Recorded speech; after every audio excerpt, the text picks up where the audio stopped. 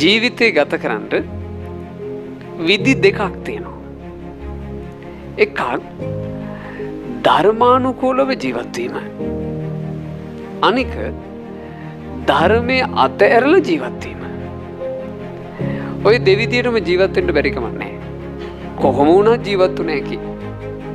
ධර්මයේ හැසිරුණත් ඒ මිනිසයා ජීවත් වෙවි මරණයට ලං වෙනවා. අධර්මයක හැසිරි හිටියත් ඒ මිනිසයා ජීවත් වෙවි මරණයට ලං වෙනවා. ධර්මයේ හැසිරෙමින් ජීවත් වෙච්ච කෙනා යම් මේ දිනක අනිවාර්යෙන් ඇස් දෙක පියා ගන්නවා. අධර්මයේ හැසිරිච්ච මිනිහත් යම් දවසක ඇස් දෙක පියා ගන්නවා. මේ හැසිරීම් දෙක ගැන බුදුරජාණන් වහන්සේ මෙහෙම වදාළා. නහි ධම්මෝ අධම්මෝච උභෝ සමවිපාකිනෝ.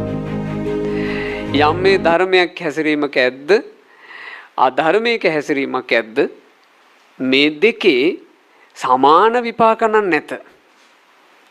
අධම්මෝ නිරයන්නේති. අධර්මය හැසිරිච්ච කෙනාව නිරයට ඇද දමත්. ධම්මෝ පාපෙන්ති සුගති. ධර්මයේ හැසිරිච්ච කෙනාව සුගතියට ඔසවා තබත්. මේක වදාළේ ලෝකේම අවබෝධ කරපු සර්වඥ වූ සම්මා සම්බුදුරජාණන්